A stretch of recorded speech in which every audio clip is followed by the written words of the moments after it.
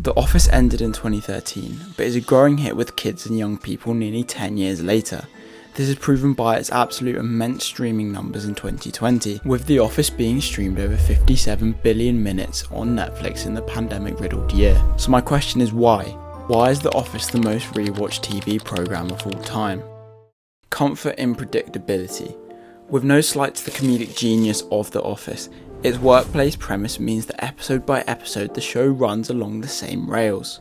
It largely takes place in one familiar set that pretty much remains the same for almost a decade. An office workday brings its own rhythm: morning, lunch, home time, repeat. And episodes pretty much follow that same pattern. The environments and costumes rarely change, and there's something soothing about the visual consistency. As actor Angela Kinsey told Brian Baumgartner on his Oral History podcast, you turn The Office on and you know where everyone's gonna be. You know Pam's at reception and I'm at accounting. The Office almost becomes like an extended version of your family, and you're just checking in with them every time you watch the show. For a lot of people that watch The Office, the show provides a stable and safe environment to relax and escape the worries of the real world, which leads into my next point. Nobody's a supermodel millionaire. The Office was cast by the brilliant Alison Jones, who previously cast Freaks and Geeks with teenage unknowns like Seth Rogen, James Franco, Jason Segel, and many more. Seth Rogen actually auditioned for the role of Dwight Schrute, which we know now could only have ever been played by Rainn Wilson. Jones's expertise and creator Greg Daniels' vision gave The Office the perfect cast.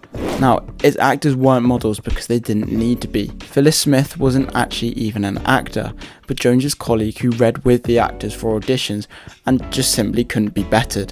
They were funny and talented and didn't feel out of place in a somewhat drab setting of Scranton, Pennsylvania. Their characters were decidedly not hotshots, not rich, and not aspirational in any of the usual TV ways. As Rainn Wilson says on the Oral History podcast, in The Office, no one's fashionable. Compare that to the damaging self-perfection of influencer culture and the image and brand-conscious lies of social media and reality TV.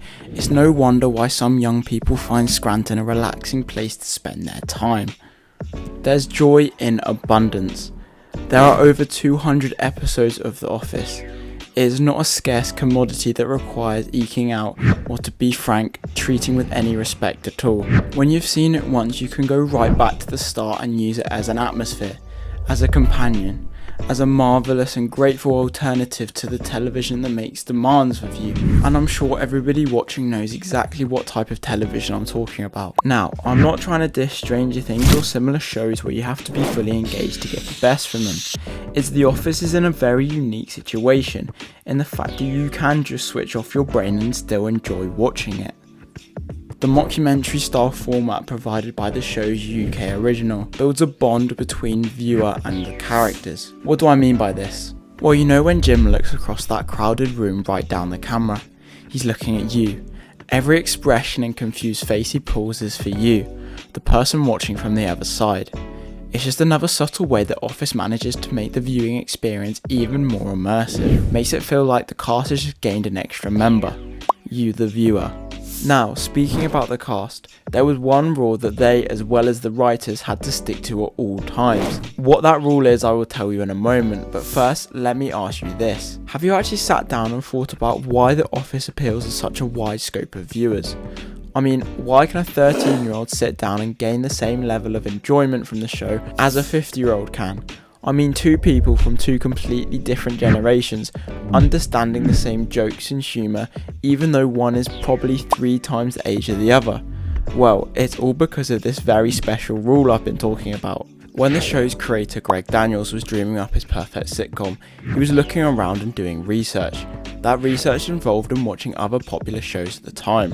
One of those popular shows was Friends. He found whilst watching the show that his son would ask him to explain jokes Chandler was making, as at the time he didn't understand the references. And that's when Daniels came up with this very important rule for The Office: no pop culture references. With this very impactful rule in place, it helps to create a feeling of timelessness within the show. Don't get me wrong, pop culture references can be a great tool to help people relate to the show, and is great for humour as well. However, it can hurt the longevity of a show as it can possibly alienate future viewers. What's great about The Office though is that if any pop culture references are made, they are always explained. For example, when Michael, Dwight and Andy are obsessed with parkour. The whole bit is explained by Jim so that everybody knows what's going on and everyone's brought up to date with what's happening. But that's the point of the show, is just to simply be comfortable. And one of the easiest ways to do that is being relatable. People can identify with all sorts of situations in the context of office politics and interpersonal relationships. The Office works because the writers and actors strenuously focus on the small stuff. They have entire episodes about otherwise trivial stuff like who took whose office supplies and how employees react to a fire drill. But that's just a staple of a good comedy. Observing what's funny around us in the real world and highlighting it for everyone to see. And I know you know what I'm talking about because otherwise you wouldn't have clicked on this video. The Office does it better than any other show ever has. So I realistically don't think the question is why is The Office so rewatchable? I think the true question here is why wouldn't you rewatch?